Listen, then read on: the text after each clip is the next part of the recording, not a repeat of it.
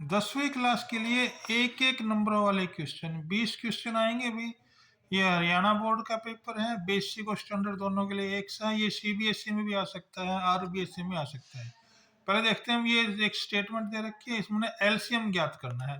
तो पी ये दे रखी है और क्यू ये दे रखी है। इनमें क्या है, इनकी बड़ी घात देखनी है भाई। ए की घात बड़ी यहाँ 3 यहाँ होगी और बी की घात 2 यहाँ बड़ी है। तो क्या आ जाएगा, ए की घात 3 और बी की घात 2, ये आंसर हो जाएगा। इसमें बताना अपरिमेय संख्या नहीं है। तो ये अपरिमेय संख्या है, ये भी है, ये नहीं है, क्योंकि 9 का वर्गमूल 3 हो जाता है। 2 जमा 3 बराबर 5। तो इसका सी भाग आंसर हो जाएगा। ये बहुपद का भाई शून्यक है, तो एक बहुपद अन्य शून्यक ज्ञात कीजिए। जब भी ऐसा आ जाए ना भाई 2 जमा वर्गमूल 3, तो इसका चिन्ह बदल दो। तो क्या आ जाएगा, 2 घटा वर्गमूल 3 इसका आंसर हो जाएगा। अन्य शून्यक में ये आंसर लिख देंगे। प्रश्न नंबर 4 में बताना भाई कौन सा पद माइनस है। 32 है, हमने ए लिख लिया, डी लिख लिया। डी निकाल लेते हैं भाई, 7 घटा 3 आ जाएगा। ए एन का फार्मूला लिख देंगे, यहाँ घटा 32 हो जाएगा। इसको हल करते चले जाएंगे, यहाँ एन बराबर 15 आ जाएगा। प्रश्न नंबर 5 है भाई, के का मान द्विघात समीकरण में बराबर मूल हो।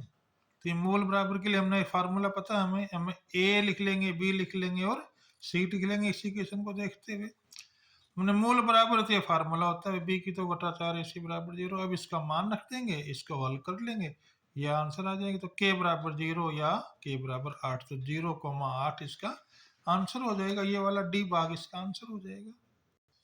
ये दो बिंदु दिए हैं भाई, इसके बीच की दूरी ज्ञात करनी है। हमने दोनों बिंदु लिख लिए, x1 y1 x2 y2, और दूरी का सूत्र लगा देंगे। दूरी का ये सूत्र होता है, हमने इसका मान रख देंगे, इसको सोल्व कर लेंगे भाई, ये आ जाएगा 6, आंसर हो जाएगा। प्रश्न नंबर 7 है, दो त्रिभुज दे रखी है, इसमें ये कंडीशन दे रखी है। तो बताना दो त्रिभुज सर्वांग, देखो ये कोण इसके बराबर हो गया, कोण सी बराबर एफ के हो गया। तो त्रिभुज क्या होगी, समरूप होगी, लेकिन सर्वांग सम नहीं हुई, क्योंकि ए बी और डी में तिगुनी डीई है। इसलिए हम क्या आंसर लिखेंगे, समरूप लेकिन सर्वांग सम नहीं है। प्रश्न नंबर 8 में आकृति दे रखी है भाई, इस कोण टी का मान ज्ञात करना है। तो इस टी का और इस 110 का जोड़ कितना होता है, 180। तो हमने कोण पी टी क्यों निकाल लेंगे, आ जाएगा 70 डिग्री, घटा देंगे आपस में। प्रश्न नंबर 9 दे रखा है भाई, हमने पढ़ लिया, ये जीवा है, ये ए ओ सी व्यास है। हमने कोण बी ए टी हमने ज्ञात करना। देखिए कैसे करेंगे, देखो भाई ये व्यास हो गया है, तो ये हो गया 90 का कोण, ये 50 का दे रखा है, तो ये कितना बच गया 40 का। अब ये पूरा कोण कितना होता है, 90 डिग्री का। तो ये कितना बच गया 50, इसलिए कोण बी ए टी बराबर 50 डिग्री। इस प्रकार लिखना है भाई इस क्वेश्चन को। प्रश्न नंबर 10 में ये मान दे, ये समीकरण दे रखी है साइन कोस की, इसका मान रखना है। तो साइन 30 का मान रख लेंगे, कोस 30 का रख लेंगे, साइन 60 का रख लेंगे, कोस 60 का रख लेंगे। हमने इसका मान रख लिया है। ये बीच में माइनस है, तो ये चिन्ह माइनस के हो जाएंगे, आपस में कट जाएंगे, तो आंसर 0 आ जाएगा। कोस ए का मान दिया हुआ है और tan ए का निकालना है। तो कोस ए हमने लिख लिया है, ये हमने त्रिभुज बना ली है।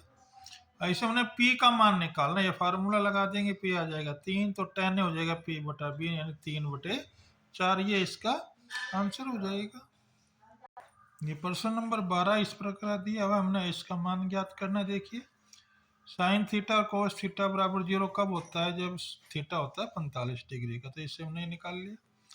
अब इसको हमने रख लेंगे अभी, देखो इसकी जगह क्या लिखेंगे, कोस साइन स्केयर साइन 4 की जगह साइन 4 कोस 4 थीटा लिख लेंगे अभी। ये भी कोस 4 थीटा हो जाएगा, इनको जोड़ लेंगे, 2 कोस 4 45 हो जाएगा। इसका वैल्यू पुट कर देंगे, सोल्व कर लेंगे, ये आंसर हो जाएगा। इसकी एक बार पीडीएफ ध्यान से देख लो भाई, इस क्वेश्चन की कैसे लिखा है मैंने। प्रश्न नंबर 13 हो जाएगा, इसमें आर 84 सेंटीमीटर, थीटा हो जाएगा 10 से 10 25 तक, यानी 15 मिनट। 15 मिनट में थीटा होता है 360/60 गुना 15, काट लेंगे 90 डिग्री आ जाएगा। अब सुई द्वारा तय की गई दूरी ज्ञात करनी है, यानी हमने चाप की लंबाई ज्ञात करनी है। लंबाई का यह फार्मूला होता है, हमने इसका मान रख दिया, काट के आ जाएगा 132 सेंटीमीटर। प्रश्न नंबर 14 भाई बहुत इंपॉर्टेंट है, कई बार पेपरों में आ चुका है। हमने इसकी स्टेटमेंट देख ली है, हम इसका डी भाग ले लेते हैं, क्योंकि 2 से कट जाएगा, ये आ गया P/360 πr²। तो थीटा बटे 360 पाई आर स्क्वायर होता है त्रिज्याखंड का क्षेत्रफल। दो गोलों का आयतन दे रखा भाई, उनके पृष्ठ क्षेत्रफल का निकालना है। तो आयतन में अनुपात दे रखा है ये, तो आयतन का फार्मूला लगा देंगे भाई। इससे आगे R1 बटा R2 बराबर है 4/3, क्योंकि इनका घनमूल निकाल देंगे। अब क्षेत्रफलों में अनुपात होता है ये वाला फार्मूला, क्षेत्रफल का सूत्र होता है भाई 4 पाई आर स्क्वायर, इसमें लिख दें। ये सोल्व करके आ जाएगा 16/9। आर की जगह 4 और R2 की जगह 3 रखते हैं, तो आ जाएगा 16:9, इसका आंसर हो जाएगा। आंकड़ों का माध्यक और बहुलक दिया हुआ है, माध्य ज्ञात करना है, तो ये वाला फार्मूला हमारे पास है अभी इसके लिए, हम इसका मान रख देंगे। तो माध्य आ जाएगा 8 काट के। इसमें भाई माध्यक वर्ग और बहुलक की निचली सीमाओं का योग करना है। तो माध्यक वर्ग की निचली सीमा आ जाएगी, देखो इसका जोड़ देंगे 56 आ जाएगा, 2 से 28, तो 28 यहाँ आता है तो ये 10 आ जाएगी।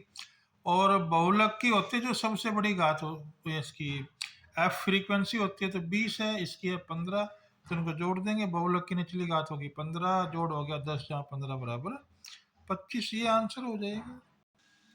निम्नलिखित में से कौन सी घटना प्रायिकता नहीं हो सकती? तो अभी देखो इसको हम देख लेते हैं, ये हो सकती है, ये भी हो सकती है, ये नहीं हो सकती भाई 1/0.1, क्योंकि इसको हल करेंगे तो क्या आ जाएगा 10, तो एक से अधिक प्रायिकता हो नहीं सकती, इसलिए हमारा सी भाग इसका आंसर हो जाएगा।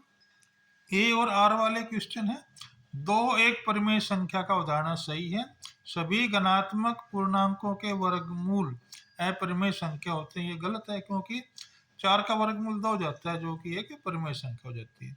इसका मतलब क्या हुआ, सी ए भाग तो सही है, लेकिन आर भाग इसका गलत, यानी तर्क इसका गलत है।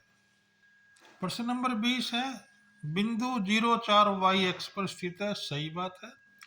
वाई एक्स पर किसी भी बिंदु एक्स का निर्देशांक 0 होता है, ये भी सही है। तो इसमें ए और आर दोनों सही है, तर्क आर अभिकथन ए की सही व्याख्या करता है, यानी इसका ए आंसर हो जाएगा। इस प्रकार ये छोटे 20 क्वेश्चन पूरे हुए। आशा है सबको समझ में आगे होंगे।